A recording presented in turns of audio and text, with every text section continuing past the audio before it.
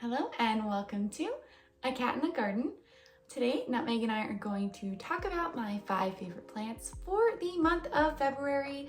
It was honestly kind of hard to pick some plants for this month just because they're all doing really well right now, which I didn't think I'd be saying, but they are. They're all doing fantastic. I've been doing better about watering. I've gotten most of them fertilized at this point. I've chopped off dead growth, ugly leaves, you name it. I've just been really good at keeping up with the plant chores lately. I've almost completely eradicated the root mealies that I've been dealing with for the past year. So it's just really good. It's been really good right now. And now that it is spring, but very warm for spring because it's in the 80s in Texas, a lot of my plants decided to wake up and grow. So it's just been good news all around with the plants. And I'm very excited to share the 5 that I've picked out.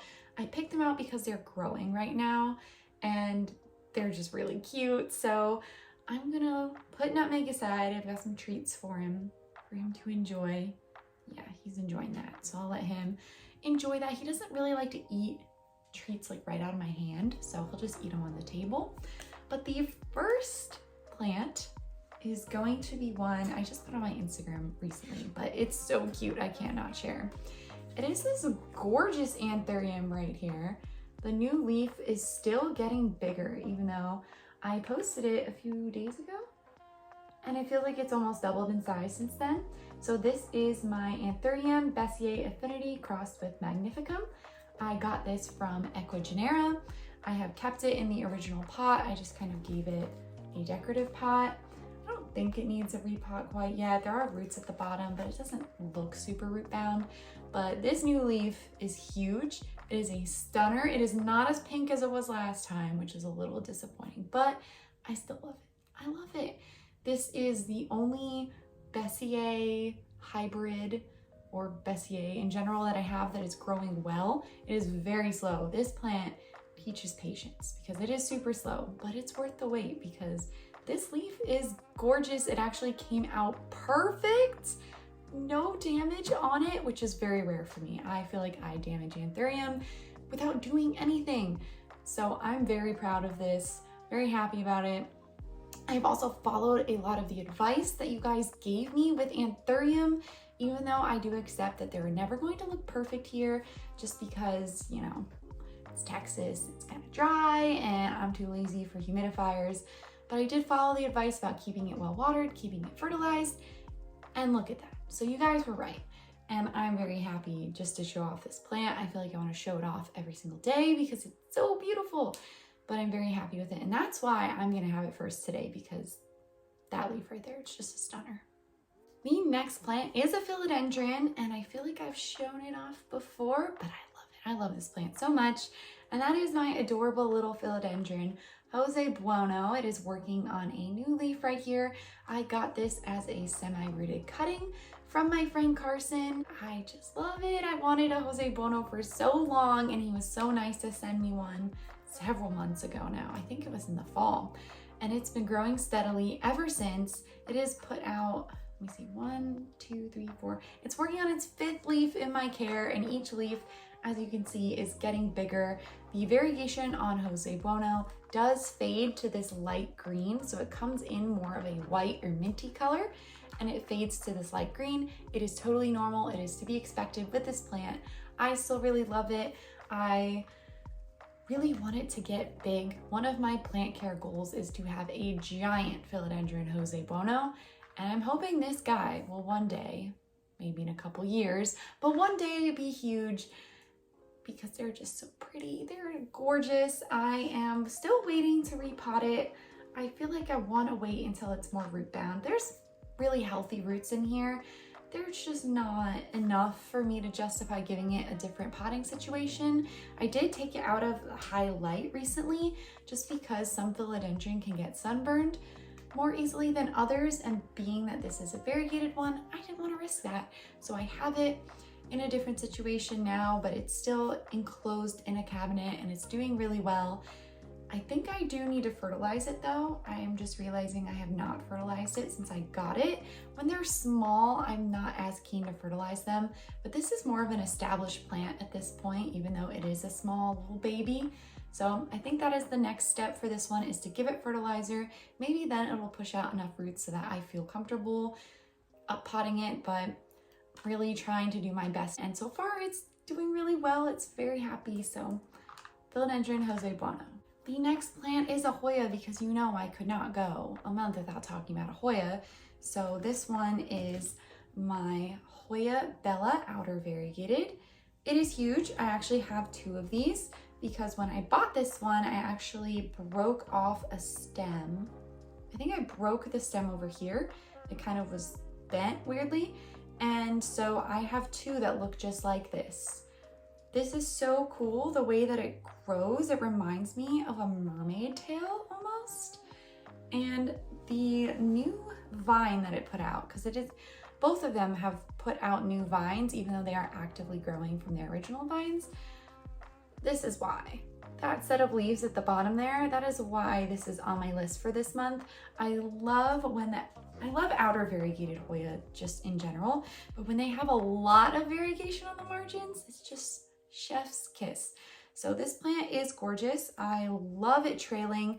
I really want to get this in a hanging basket at some point. I think that would be really pretty just to have it by my window here, trailing down. Can you just imagine like 6 or 7 of these coming out of a basket? I think it's gonna look perfect. We are well on our way. The next step in my care for this one is to combine it with the other cutting that I took from it and then get it a bigger pot, because this is a tiny pot. The other one isn't a tiny pot, so we're just ready. Get it in a bigger pot, get it fertilized, because I haven't done that with this one yet either.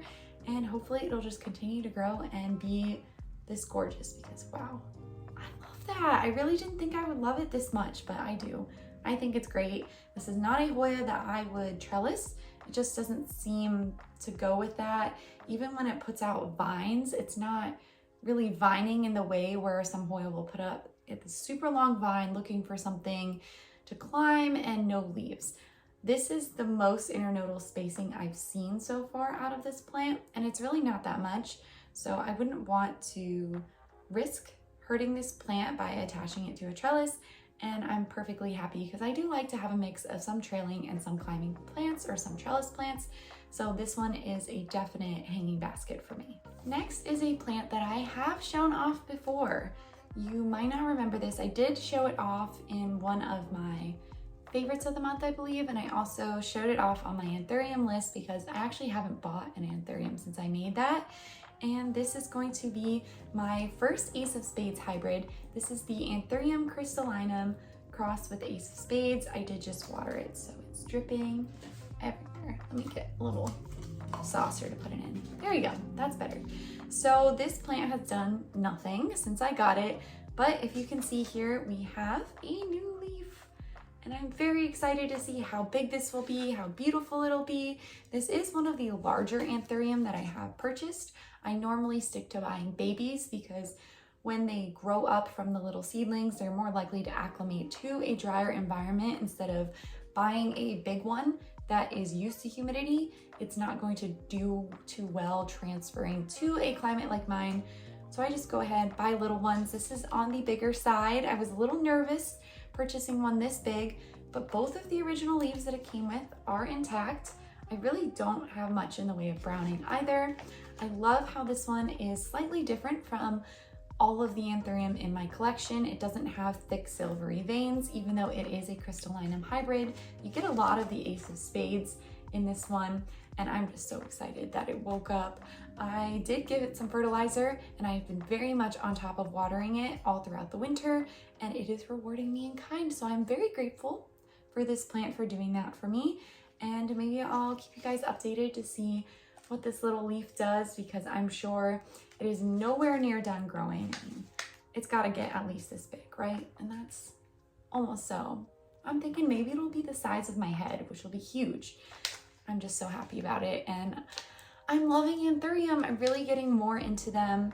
And now that I have the care down a little bit better, I'm feeling more confident about maybe buying some more in the near future. We'll see. We'll see. It's spring, you know, so getting a little bit of the bug of getting more plants and such. But for now, I'm going to enjoy the wonderful, beautiful growing anthurium that I have. Finally, I have a plant that is impossible to hide because it's getting big, and I have shown this off before, but it's doing very well right now, so I want to show it off again. That is my philodendron subhastatum. This is the first upright philodendron that I've experimented with putting on a pole, and I am not going back at this point. I think it looks great just like this. I have mentioned that this is a very unassuming philodendron. You really have to get to the underside of the leaves just to see how gorgeous it is with the red backs. That's what it's known for. And this plant did give me a little bit of a temper tantrum last year when it put out this tiny leaf for almost no reason. Yes, hi Nutmeg. He's saying hi off camera. But it put out a tiny leaf, and I was mad. I was so mad because I've been very careful to make sure leaves don't get stuck. I've been very careful to keep it well watered, to keep the moss pole moist. It is watering day for the moss pole, so it looks a little drier than normal. But I've been so good with this one, very attentive to it, and then it decided to do that. I was so mad. I was like, fine, you know what? You want to throw a fit? Do it. It decided after that leaf to put out 3 gorgeous, huge leaves in comparison to what has been going on over here. So I can't be mad at it anymore. It's doing so well. It is so happy. The leaves are getting more and more mature, and I have seen a mature one of this plant before. The leaves pretty much look like this, but huge, and the darker red backs. The new leaves, the red hasn't fully come in yet, so you have to look for a more hardened off leaf, which you can see with the leaves at the bottom. That's what you're going to expect, but you will also see the veins on the back of it be that light, almost neon green. So I love it. I think it is a very underrated plant. I cannot talk about this plant enough because it's just gorgeous. It is so gorgeous, and I'm really hoping maybe in the next year it'll be a mature plant. I did get it as a very tiny cutting probably a year ago from my friend Jessica in California, and it grew from a tiny cutting where the leaves were maybe a little bit smaller than this to this in just a year. So I think given the fact that I had it in small pots for a while and only in the past 6 months or so put it in a big self-watering pot like this with a moss pole, I can be very happy with the results. I don't expect my plants to grow quite as fast as I see with some other people, just because I know I don't have the humidity for it. I don't live in a tropical climate, so slower growth I can still be happy about, and I am very, very happy about this plant. It's one of my favorite philodendron in my collection, probably only second to my big Rio back there that I just love to pieces. So I do really value this plant. I don't think I talk about it enough, but it's gorgeous. I love it so much, and the red backs are just so unique to me. I don't really see a lot of plants in the houseplant world that they're one color in the front and just one color on the back, and that's it. So I think this is a unique plant. I can't recommend it enough if you happen to see one. I feel like they're not the easiest to find at garden centers, but they're not super rare either. Like, you're not gonna pay a lot for this if you want to get one. You just have to you might have to do some searching for it, and that's totally okay because amazing plants are worth it. So that is it for our favorite plants for the month of February. I hope you liked my list. I tried to kind of go into more what my next steps and goals are for the plants, because I picked some plants that are starting to get bigger. They are going to be in need of repots soon, and I'm happy about it. I'm very happy to do that. I've been collecting sort of some bigger 4 and 6 inch pots over the past few months. While I haven't been buying plants, I've been buying pots. So I think I'm ready. I think I'm prepared for some of these plants to take the next step in their journey to graduate from little baby plants to somewhat more mature plants. So it's very exciting, and I'm really happy with the list of plants I put together for this month. If you like this video, make sure to give Nutmeg and I here a thumbs up down below and subscribe so you don't miss anything from us here on the channel. Thanks again for watching, and we'll catch you in the next one.